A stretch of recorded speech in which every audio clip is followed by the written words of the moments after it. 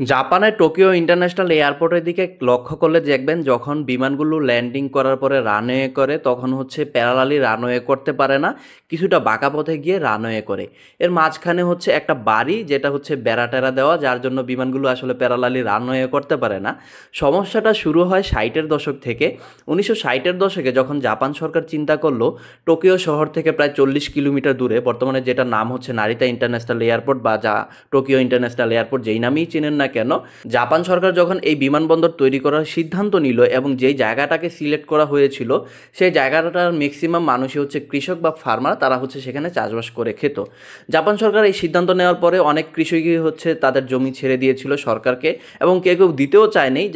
যারা আন্দোলন করেছিল এক পর্যায়ে হচ্ছে তারাও জমি দিয়েছিল।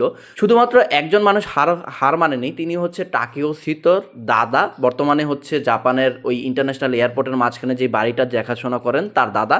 তিনি হার মানেননি, তিনি জাপান সরকারকে ওই জমিটা দেননি, যার ফলে জাপান সরকার আসলে এয়ারপোর্টটাকে প্যারালালি রানওয়ে তৈরি করতে না পেরে কিছুটা বাঁকা পথে রানওয়ে তৈরি করেছে। বর্তমানে প্রায় 700-রও বেশি হচ্ছে বিমান সেখানে ওঠানামা করে এবং এই সমস্যাটা ফেস করে তারা হচ্ছে প্যারালালি রানওয়ে না করে কিছুটা বাঁকা পথে রানওয়ে করতে পারে।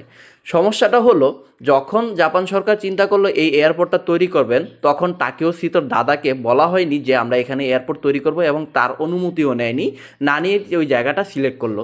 টাকিও সিতোর দাদা হচ্ছে অভিমান করে ওই জায়গা আর জাপান সরকারকে দেয়নি।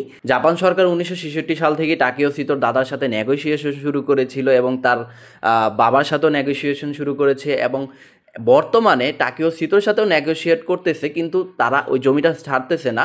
যার ফলে জাপান সরকার ওই জমির জন্য বা এই সমস্যাটা সমাধানের জন্য আলাদাভাবে কিছু রানওয়ে তৈরি করতেছে বা ওই ইন্টারন্যাশনাল এয়ারপোর্টটাকে বড় করার সিদ্ধান্ত নিচ্ছে, কিন্তু তবুও তারা হচ্ছে জমিটা ছাড়ছে না। টাকিও সিতোর মতামত হচ্ছে এটা আমার পূর্বপুরুষদের জমি, এই জমি আমি কখনোই ছাড়বো না, দরকার হলে আপনারা এয়ারপোর্ট অন্য জায়গায় তৈরি করেন। মানে তার হ্যাডামটা দেখেন, একটা দেশের জনগণের ক্ষমতা কতটুকু থাকতে পারে এবং তার কাছে একটা সরকার আইনের কাছে কতটুকু অসহায় হতে পারে। তারা হচ্ছে চাইলেই ওই জায়গাটাকে দখল করে নিতে পারতো বা জোরপূর্বক সরিয়ে দিতে পারতো, কিন্তু সেটা কোনো পলিটিক্যাল অ্যাক্টিভিটিস হোক বা কিছুই হোক তারা করেনি। তারা ওই জনগণ বা ওই ওই নাগরিকের ক্ষমতা বা ওই নাগরিকের অধিকারটাকে এখনও অক্ষুণ্ণ রেখেছেন। আপনার কি মনে হয় অন্য কোনো দেশ হলে বা আমাদের দেশ হলে এই ঘটনাটা 50 বছর ধরে ঘটতো? 50 বছর ধরে জাপান সরকার এই সমস্যাটা ফেস করতেছে, যারা হচ্ছে প্যারালালি কোনো বিমান রানওয়ে করতে পারতেছে না, যার ফলে তারা আরও রানওয়ে তৈরি করতেছে, এয়ারপোর্ট প্রসারিত করতেছে, কিন্তু ওই জমিটাকে দখল করতেছে না। আপনার কি মনে হয় বাংলাদেশে হলে কি এই সিদ্ধান্তটা তারা নিত, বা এখনও তার জমিটা ওই জায়গায় থাকতো যেখানে হচ্ছে চারদিকে বিমান ওঠানামা করতেছে, কিন্তু আমি আমার জমি নিয়ে হচ্ছে চাষবাস করে খাচ্ছি? জাপান সরকার যদিও ওই টাকিও সিতোর সাথে বারবার নেগোশিয়েট করছে, আইনি পদক্ষেপ নিচ্ছে, কিন্তু আইনের কাছে সবসময় জাপান সরকার হেরেই আসছে, এখনও ওই জায়গায় ওই জমিটা আছে। তবুও জাপান সরকার ওই জমিটাকে আসলে দখল করে না। মজার ব্যাপার হচ্ছে তাকেওসি কিন্তু বলেছে যে আমি এই জমি ছাড়বো না, দরকার হলে আপনাদের বিমানবন্দর অন্য জায়গায় সরিয়ে নেন। তার ক্ষমতা দেখেন, একজন নাগরিকের ক্ষমতা দেখেন।